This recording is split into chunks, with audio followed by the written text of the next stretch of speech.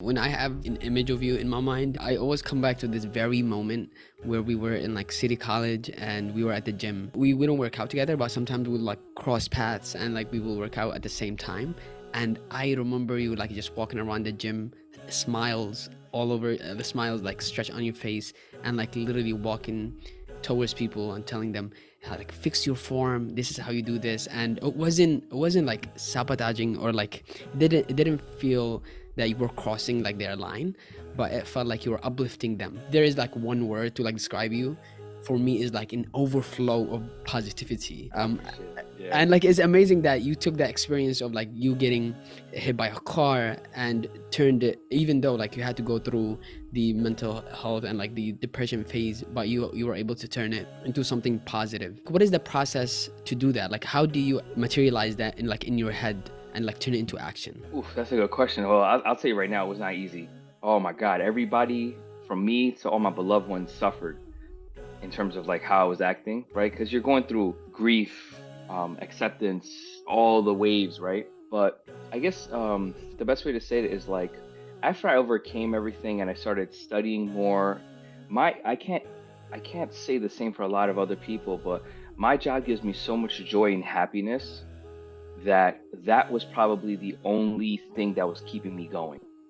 Does it make sense? My job was literally, I work with the best people, I work with such nice and kind souls, and me trying to be a better version of me, I kept on thinking of them. Like, if I could be a better coach, how could I do it? All right, let me get myself out of this negative downward spiral. Maybe if I started doing a little bit of movement, I can understand how they feel when they do certain things. Because think about it, I'm a trainer that's training people that hasn't worked out for 2+ years now.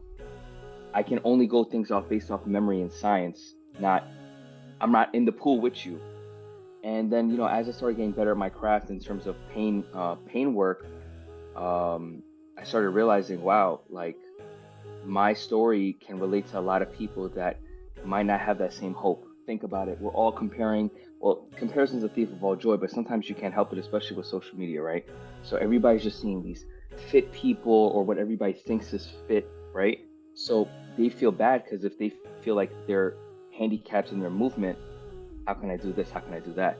So that's where I realized, wow, maybe I could be a voice of reason for them to have some hope. Because if me, my broken butt can do this, I definitely know you can. You know what I mean? And I feel like that's been the biggest thing that, as that started becoming more of the case where people were like, wow, you really went through all that and you're doing all this. So that was the biggest motivator when I started seeing people that really didn't feel like they could move well. Then they're looking at me and they're like, wow, I'm not as bad as that. And then that gave them hope. And then they believed in themselves and then they start having their success. If you like this video, then click here to watch the full episode. And please consider subscribing to the channel. It means a lot. Stay creative and salam.